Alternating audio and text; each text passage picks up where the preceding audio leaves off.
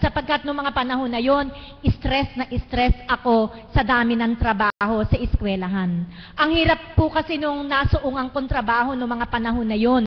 Yung eskwelahan po namin nag-undergo ng accreditation para ma-maintain yung standard. Talaga pong puspusan ng trabaho, halos 7 libro po yung ibinuno ko para po ma-present namin yung eskwelahan sa accreditation. Kaya po, nasobrahan ako sa stress, nagkaroon ako ng migraine, nagkaroon ako ng vertigo, tumaas ang kolesterol ko, at ang hindi ko po talaga matagalan, yung pag ako'y nakahiga, bakit po parang wala akong ulo? Para pong nakalutang ako sa alapaap, yung po pala ay dahil sa sobra ng stress. Kaya po pilit akong inakay ng Panginoon. Ang sabi sa akin ng Panginoon, ang gusto niyang ipahiwatig sa akin, anak, malabis na yan.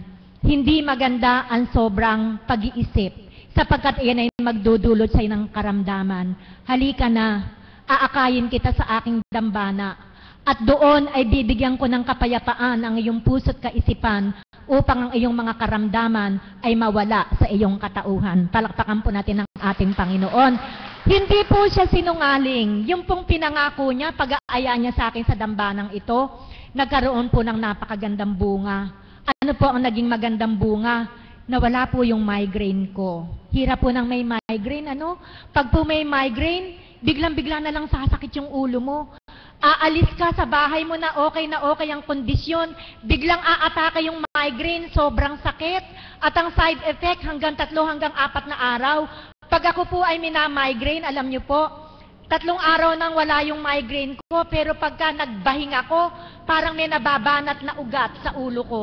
Pag ako'y nag-CR at ako'y dumumi at ako'y umire, yun na po yung talagang terminology na gagamitin ko. Pag umiri po ako, para po bang nababanat na lahat yung ugat sa utak ko. At yung po namang vertigo, lalo pong napakahirap. Sino po ang nagka-vertigo sa inyo? Ang hirap po ng may vertigo, sapagkat nakahiga kayo, pag dumilat kayo, parang yung mundo mo umiikot, nagtatumbling na ganyan. Pag nabago yung posisyon ng ulo mo, panibagong ikot na naman. Pag halimbawa, naipirmi mo sa isang lugar, mawawala. Pero once na nabago yung direksyon ng ulo mo, aatake na naman. Ganyan po ako sa dati kong buhay kasi nga po, sobra na ako ng stress. Kaya po siguro nagkaroon ako ng mga ganong karamdaman. Mga kapatid, alam niyo po, hindi po ako binanyusan. Yan po ang tahasang sasabihin ko sa inyo. Hindi po ako binanyusan para yung mga karamdaman na yan mawala. Alam niyo po kung anong nakagaling sa akin? Salitang banal ng ating Panginoon. Palakpakan po natin ng ating Diyos na buhay. Sa pamamagitan po ng pakikinig ko ng mga aral ng banal na Espiritu sa katauhan ng ating mahal na Apo Kunching, unti-unti pong nahawan itong aking kaisipan.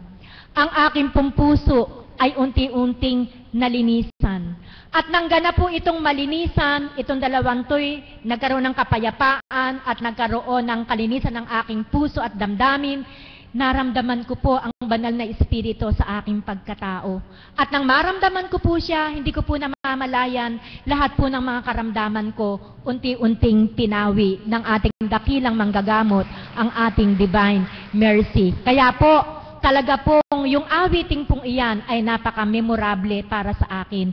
Sapagkat iyan po ang naging panuntunan ko. Ang mensahe po ng awiting iyan ay naging mensahe ko kung bakit hanggang ngayon naririto ako. Sapagkat yun po yung sa pamamagitan po ng awit nagpadama sa akin ng Panginoon. Napakadakila po niya. Iba-iba po ang kaparaanan para akayin kanya. Ang iba, naaakay dahil sa karamdaman. Amen po ba? Nakarating kayo rito dahil meron kayong karamdaman. Kaya wag po kayong malumbay. Wag niyo pong sisihin ng Diyos. Bakit niyo ako pinagkakasakit? Dapat po'y magpasalamat kayo sapagkat yun po ang kaparaanan ng Ama para maakay kayo rito at sa pagpunta nyo rito, unti-unting malinisan ang puso't damdamin nyo hanggang maramdaman nyo, close na pala kayo ni God. Kaya po kayo nakakaramdam ng mga ganyan kasi po, malayo eh. Si God pilit na lumalapit sa inyo pero mailap tayo eh. Mailap ang tao. Bakit po nagiging mailap?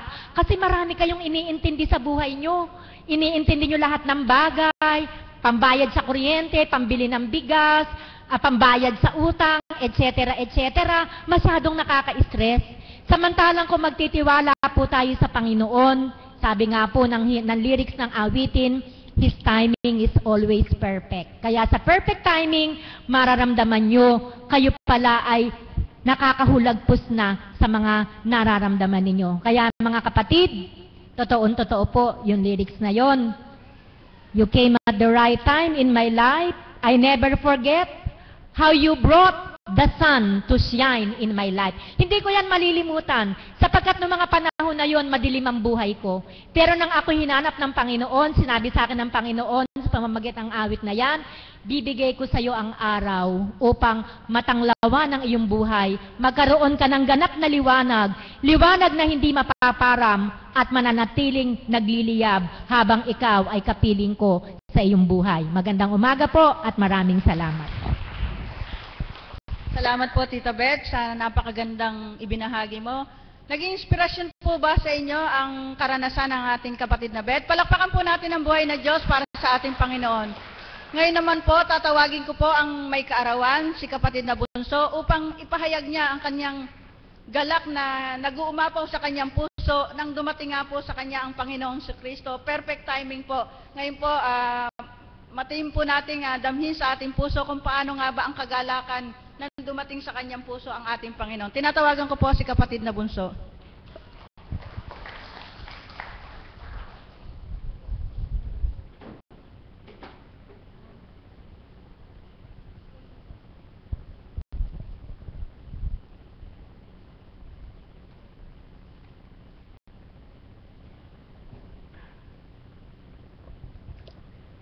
Isang mapagpalang umaga po sa tanghaling ito.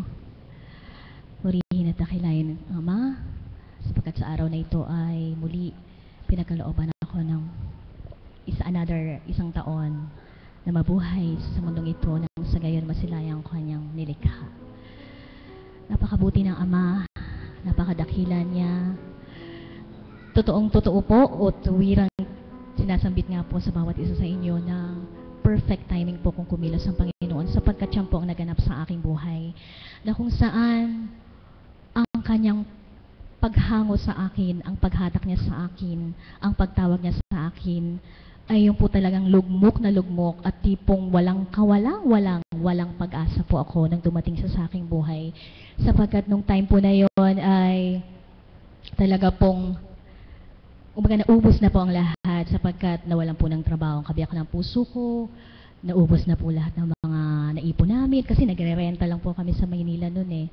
So talagang perfect timing po ang ating Panginoon. Naging kaparaanan po yung nagkaroon ako ng karamdaman para mauwi po ako dito. Sapagkat nung una ayaw ko pong tumira dito eh. Gusto ko po doon sa malayo. Na kung saan nga po yung tinatawag na Maynila. Kaya perfect timing po talaga akong kumilos ang Panginoon sapagkat nung time po na yun na talagang hindi ko na alam kung saan kami pupunta sapagkat syempre po pag nangungupahan ka, di po ba, kabayad mo lang the following day, may utang ka na naman, di po ba? So, saan kami kukuha ng pambayad kung wala ka ng pera, di po ba?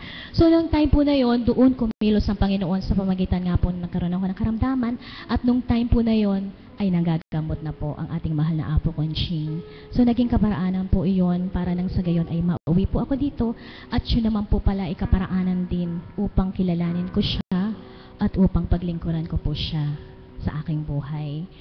So hanggang sa, yun po, lumipas ang panahon, naging kaganapan nga po yun para ako'y makapaglingkod sa Kanya upang tuwirang kilalanin ko siya. Hindi ko po sinasabing kilala ko na po ang Panginoon sapagkat kulang pa rin po. Sa bawat araw na pagparito ko ay para tilabagang nag-aaral pa rin po ako sapagkat hindi pa nun po ganong ganap katibay ang aking pananalig sa Diyos sapagkat kung minsan nangihina pa rin po ako. Sapagkat ang pagsubok po ay di po ba continuously, wala pong katapusan. Kung ang ating Panginoon nga po ay di po ba sinubukan, ano po at talagang may higpit, may hirap na pagsubok po ang kanyang pinagdaanan. Kaya purihin at dakilain ng Ama sapagkat sa kabila ng mga pinagdaraanan po at kung saan nga po noong una ay, nung sabi ko nga po sa inyo, nung dumating sa buhay ko ay perfect timing, ay doon po niya ako hinangot, di po ba? Magpasa hanggang ngayon, ang pagkalinga po niya, ang paggabay niya, ang pag-ibig niya, ay patuloy niya ibinibigay sa akin ng sa gayon. Ang kahinaan ko ay nahuhulagpusan ko sa pamagitan nga po ng pagkalinga niya at pag-aaruga sa akin sa pamagitan ng kanyang espiritu at syempre po sa taong kinalugdan niya at sa mga kaibigan, mga alagad, mga caps, lahat-lahat po ng mga nakakakilala sa akin. At bago po ang lahat pala, Mami Feli, Daddy Mike, maraming salamat po sa pagbati niyo sa akin kaninang umaga at inawitan niya pa po kaming magba-birthday ngayong October. Ang nanay ko po at ang aking pong ate na si Mama Mary. So maraming salamat po sa inyo. Hindi ko man po kayo sa tuwing nang titindig po ako dito, nakakalimutan ko po kasi minsan bumati sa internet. Yung pong mga taga-sunod natin na taga-subaybay through internet po ay maraming salamat po sa inyo sa tuwing na pagtutok po ninyo sa ating website. Mami, Daddy, maraming salamat po. Tita Feli, tsaka po si Tita Lenny, marami pong salamat sa inyo. At napakarami ko pong pinagdaraanan. Ano po, nang sabi ko nga po sa inyo, bago po muna po ako magturan ulit, aawitan ko muna po ang Panginoon bilang pasasalamat sa Kanya sa buhay na pahiram niya sa akin.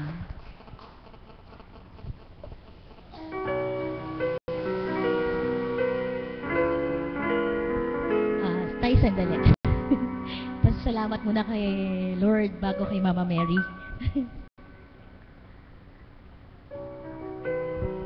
Salamat, anak. Kanina po, sinorpresa din po nila ako. Napakaaga po nilang nagpunta sa bahay para batiin ako. At meron po silang presensya na talaga naman pong pinaghirapan nila. Sobrang pinaghirapan po nila. Magamat kinuha lang po doon sa mga stocks. Sobrang effort po ang ginawa nila sa akin para pasiglahin po. Alam niyo po ba, kagabi po, napakasakit po ng puson ko.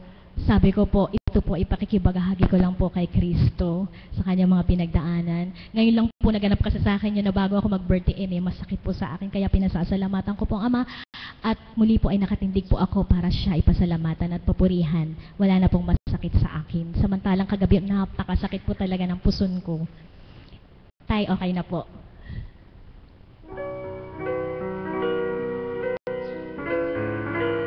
Salamat, Panginoon. Pasensya na po. Salamat po. Tay, salamat, Panginoon. Salamat, Panginoon.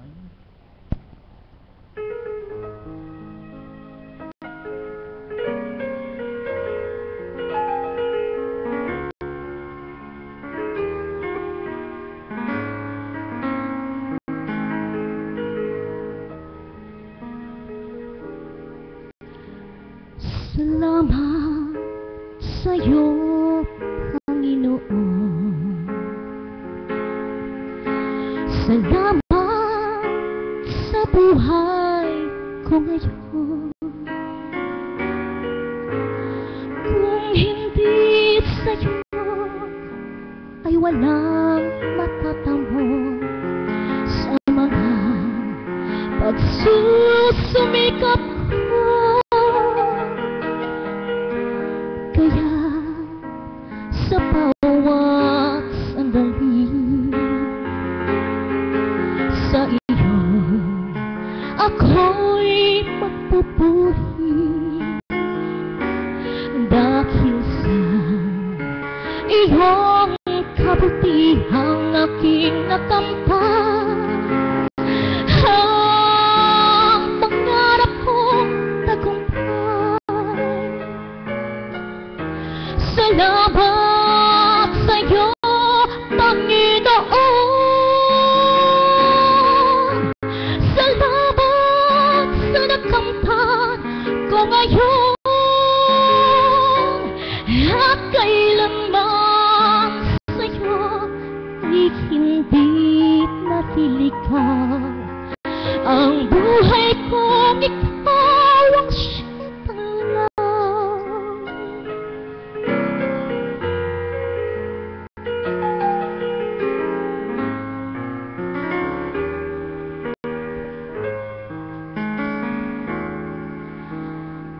Salamat sa'yo, Panginoon. Salamat sa buhay ko ngayon. Kung hindi sa'yo ay walang matatambo sa mga pagsusumikap ko.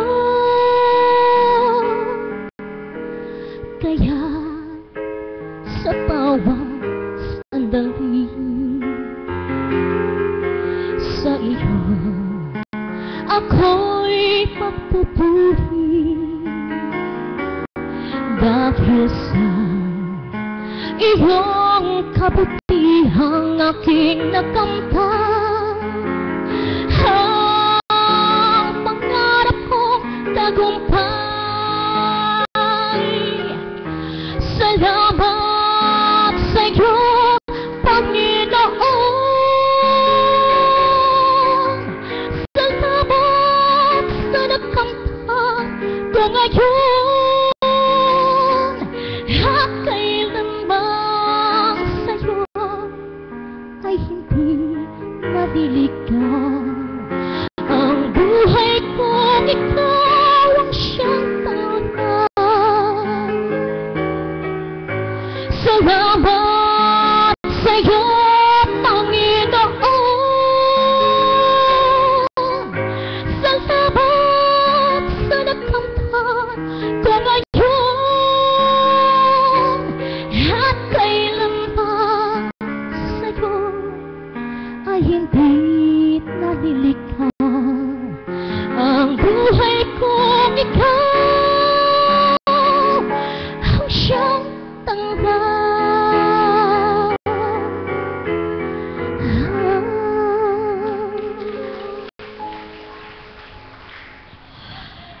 At ngayon naman po ay siyempre po sa aking mahal na ina, sa ating mahal na ina, sapagkat isa rin po siya sa gumagabay sa akin. Nang sa gayon po ay anuman ang mga pagdalisay, anuman ang mga hamon sa buhay ay patuloy po ako nakakalaban sapagkat kinakalingan niya po ako. Kaya maraming salamat po sa mahal na ina. Bagamat hindi pa po namin ito nakakanta, tuwiran ko pong inaalay ito sa kanya sapagkat nais ko po siyang pasalamatan sa pamagitan ng awitin.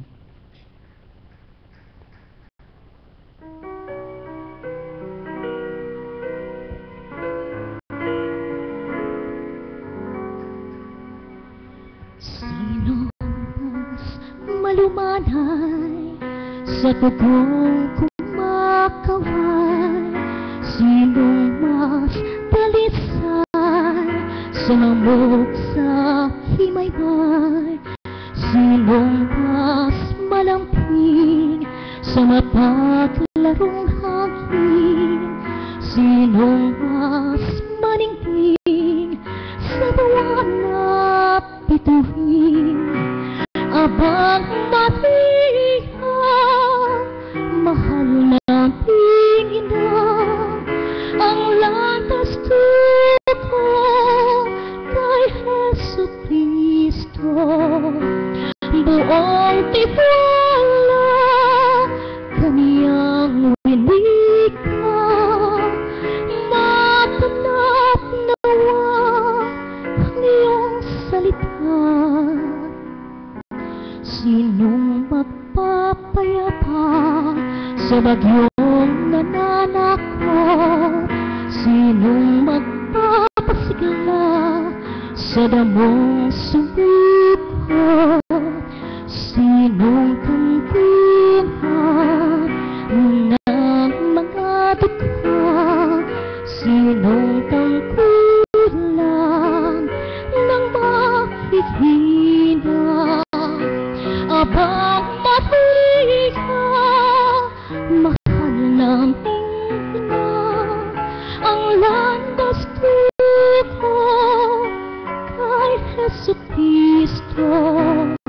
Buong tiwala kaniyang winika, matanap nawa ang iyong salita. Sinong dakila, lingkod ng amang utos, Santa Maria, ina ng Diyos.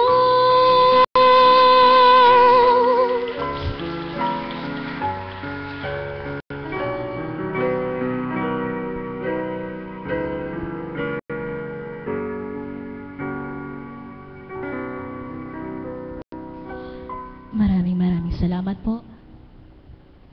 Tunay nga pong kaibuti ng Ama, kay dakila po niya, sapagkat nga po ang pagkalinga ay gayon na lamang po sa ating lahat. Amen po ba yun? Salamat po sa aking pamilya, sa aking inda na nung pong wala po ang aking kabiyak ng puso. Siya po ang naging kaagapay ko po sa pagpapalaki sa aking mga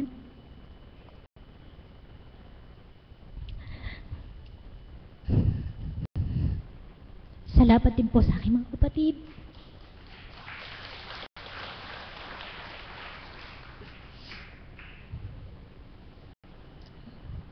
Sa aking kabiyakan ng puso na ibinigay po sa akin ng Ama sapagkat hiniling ko po siya sa ating Panginoon, sa aking pong mga anak.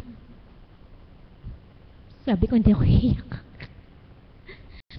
Nais ko lang po pasalamatan, ibalik sa Kanya ang papurit, parangal, pasalamat po sa ating Ama sapagkat ako po ay mahina. Kaya salamat po sa aking mga kapatid na sa tuwin na po ay nandiriyan ang ating mahal na Apo Conching. Siya po talaga ang nagpalaki po sa akin. Bagamat nandiyan po ang aking nanay, subalit sila pong magkabiyak na puso si Apa po, si Kenilo, sila po talaga ang nagpalaki sa akin. Sila po ang nagpaaral. Sila po ang naging pangalawang magulang ko. Magpasa hanggang ngayon, sila pa rin po ang nagiging sandigan ko at siyempre po ang ating Panginoon. Kaya pinasasalamatan ko po sila. Yun po ang sa aking mga kapatid din po. Maraming salamat. At yung mga kakwire ko po, kay guru po namin, Tita Gloria po ang nagturo sa akin kumanta since high school po. Nung nag-aaral pa po ako, pag sumasali ako sa mga contest, siya po ang naging guru ko po. At sa awa naman ng Panginoon ay nagkamit naman po, ng parangal. Kay tatay, sa lahat po sa inyo, hindi ko na po kayo isa-isahin, maraming salamat po sa inyo sa pagmamahal niyo sa akin at sa aming pamilya. At kagaya po ng sinabi ko kanina, kasi nakakalimutan ko po kayo sa tuwin na mami tsaka daddy, sorry po at hindi ko po kasi sa tuwin na nababati through internet. Ibinabalik ko po ang parangal, papurit, pasasalamat at kung meron po ako nakalimutan, pasensya na po kayo. Muli po ibinabalik ko ang parangal, pasasalamat sa ating Diyos Ama na nagpahiram po sa akin ng buhay. Tanging hiling ko po sa Kanya, huwag niya akong bibitawan, huwag niya akong iiwanan, sapagkat hindi ko po kakayanin kung wala ang ating Panginoon. Amen po ba yun? Sa Kanya po talaga ako humuhugot ng lakas at syempre po sa ating mahal na Apo Kanya, sa aking pamilya, kay Inda at sa aking mga kapatid. Maraming salamat po sa inyong lahat. Salamat po. Salamat po kapatid. Nagalak po ba ang mga puso niyo? Palakpakan po natin ang buhay na Diyos.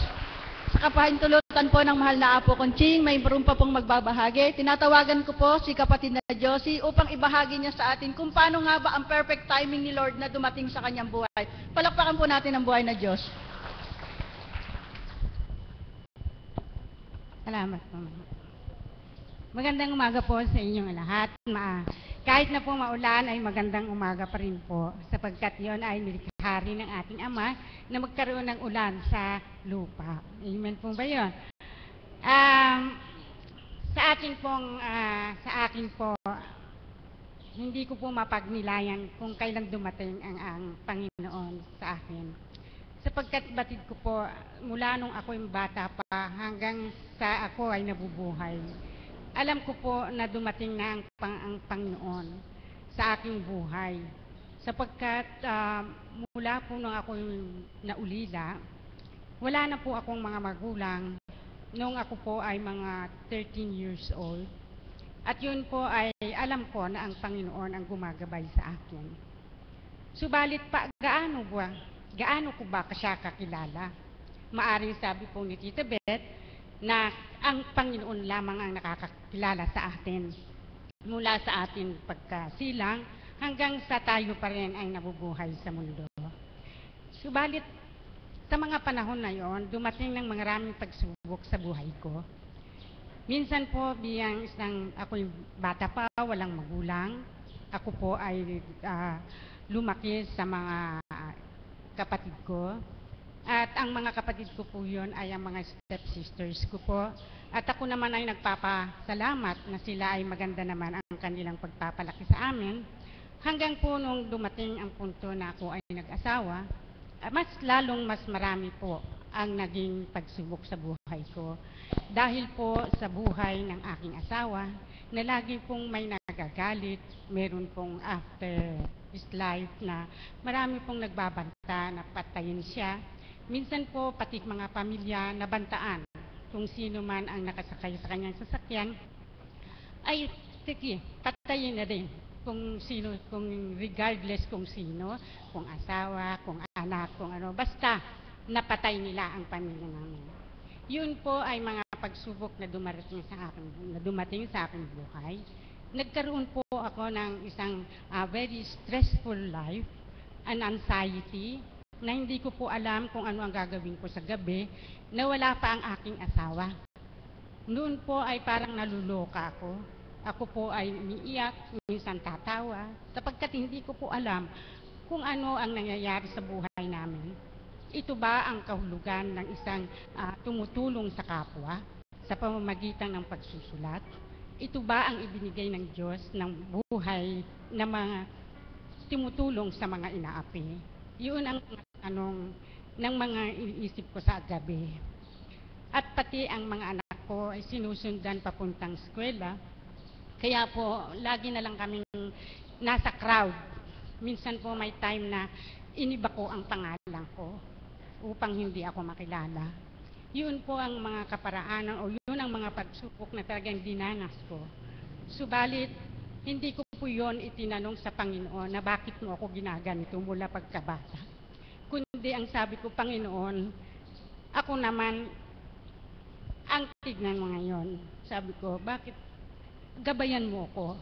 Sapagkat alam ko na hindi ko makakayanan kung hindi wala kayo. Subalit hanggang ganun lamang ako sa mga basic, sa mga panalangin na basic, sa mga panalangin na Ama, tulungan mo ko, hanggang ganun. Subalit ang Panginoon ay gumawa ng kaparaanan at ako sa pamagitan ng Espiritu, ako po ay dinala sa dakong ito. Sa pamamagitan po ng aking karamdaman at sa pamamagitan ng isang anghel na nagsabi sa akin, kung maniniwala ka sa isang manggagamot na hindi doktor.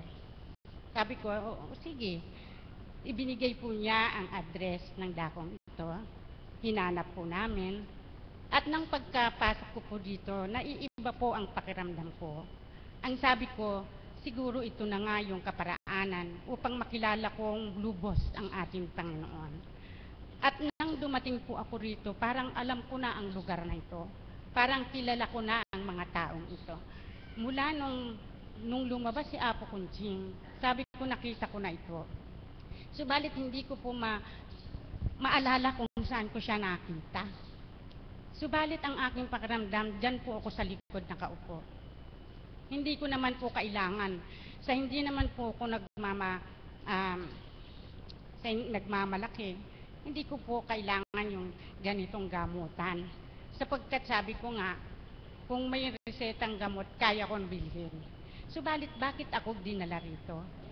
Kaya po nung nandoon po ako, laging pinagmamasdan, sinusuri ko na laging sinasabi ng ating mahal na Apo na magsuri at tignan niya, pag-aralan niyo kung anong ginagawa natin dito.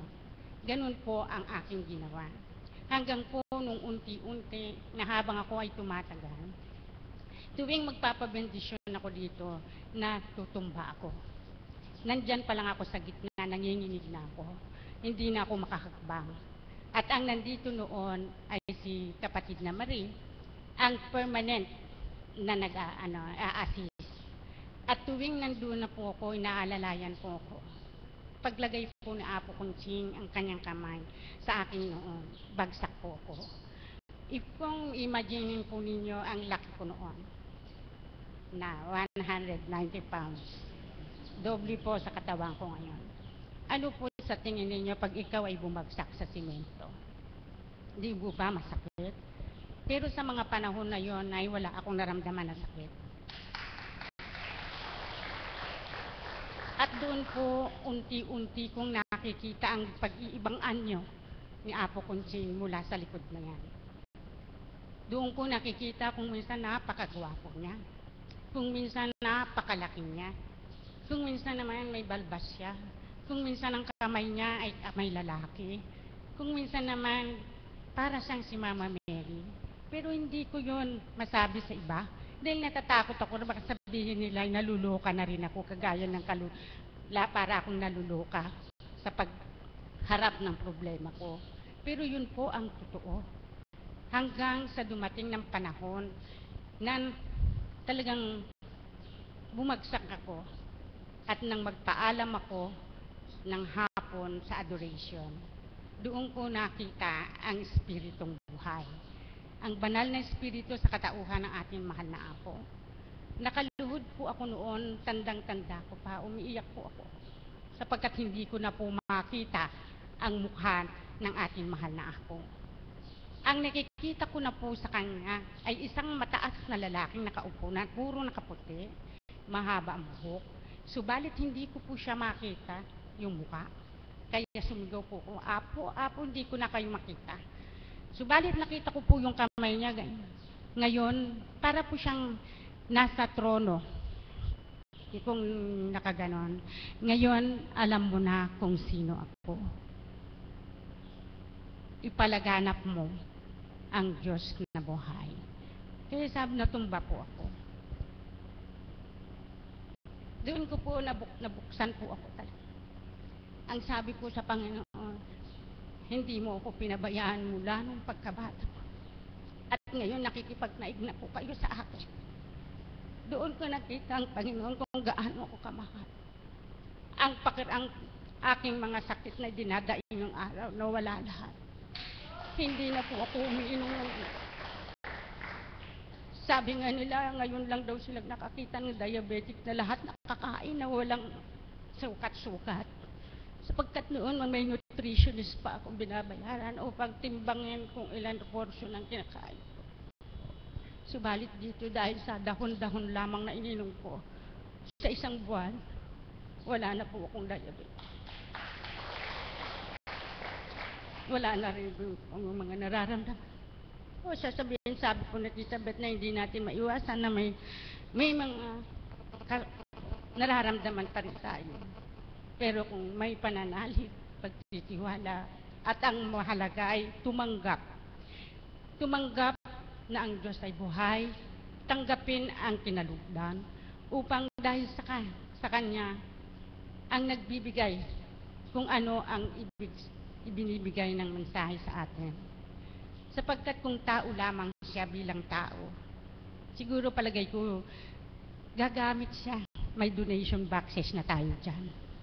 Siguro kung bilang tao lamang siya, marami na siyang ginagawa, mapapagkakwartahan lang. Siguro lagi tayong may fundraising tuwing meron events dito. Subalit nakita ba ninyo na meron tayong donation? Meron nakita ba ninyo na meron mga hinihingi? May kita ba ninyo may mga sobre araw-araw, love offerings daw? May nakita ba kayo noon? Naka-experience ba kayo noon? Kaya, mga kapatid, kung ako mismo ay nakita ko sa Kanya ang Panginoon sa ating mahal na Apo. Kung nadama ko siya, hindi lamang nadama, kundi nakita sa pag-iibang anyo niya. Minsan, nakita ko rin siya bilang divine mercy. Blue ang kanyang mata. Matangos ang kanyang ulo. Matangkad siya. Nakita naman ninyo si Apo, di po ba? Hindi naman siya katangkaran. Matangkad siya. Minsan po nakatalikod ng may mensahe, nakita ko ang balikat niya, napakalaki po. Subalit kayo po, lahat tayo dito nakakakita. Hindi lang natin siya binibigyan ng importansya. Yung mga nakikita natin na manifestation sa dakong ito. Bakit po? Sapagkat ang nasa isip lang natin yung panglupa, yung gusto natin gumaling, yung gusto natin mawala yung sakit ng likod, mawala yung sakit nito, mawala yung sakit yon.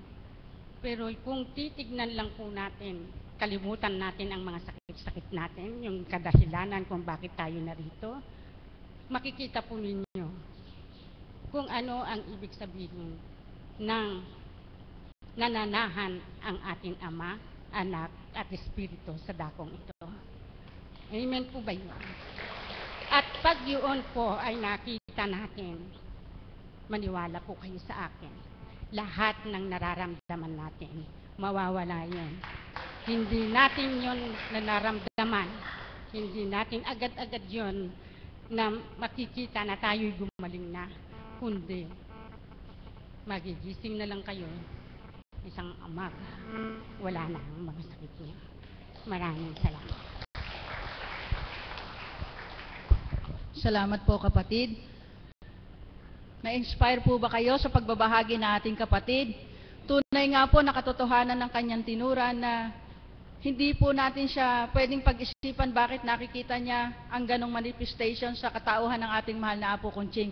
Yun po ay regalo ng Panginoon sa bawat isang tapat na nininiwala at nagtitiwala sa Kanya.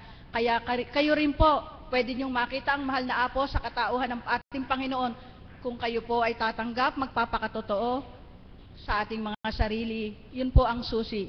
Mga kapatid, sabi nga po sa topic natin, perfect timing ang pagdating ng ating Panginoon sa bawat isa sa atin. Amen po ba? Palakpakan po natin ang buhay na Diyos.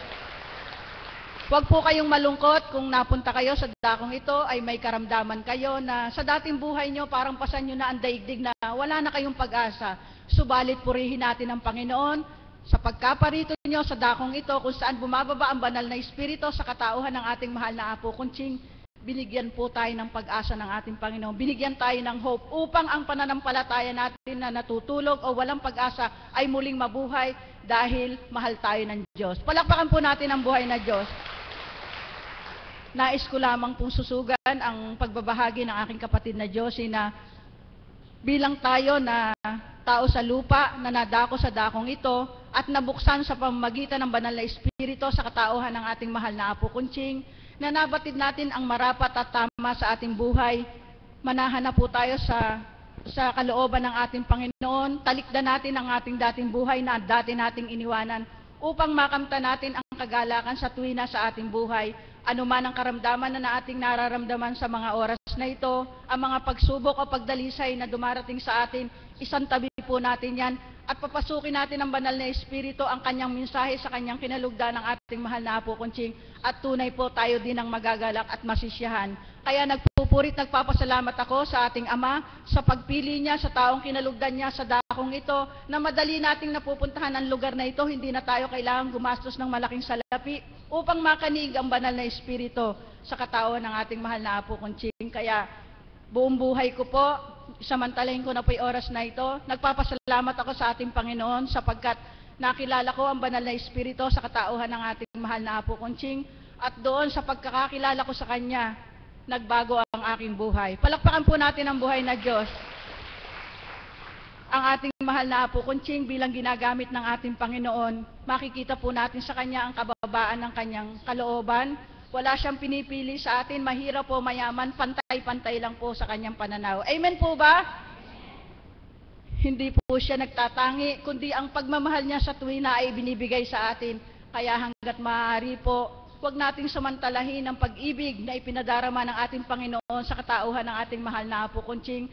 Sa tuwina po, ang tuwirang mataas na pagrespeto bilang pagrespeto natin sa ating Panginoon, Diyos Ama, Diyos Anak, Diyos Espiritu Santo, ay ibigay natin sa ating mahal na Apo Conching sapagkat siya ang kinalugdan ng ating Panginoon. Palakpakan po natin ang buhay na Diyos. Sa lahat po ng nagbahagi, maraming pong salamat at sa lahat po ng nanonood sa internet, sa iba't ibang dako ng mundo, to all my friends watching us, thank you very much. At kay Mami Marisa, nami-miss na po namin kayo. Magsitayo po tayong lahat upang awitin natin ang itinurong panalangin ng ating Panginoong Jesucristo.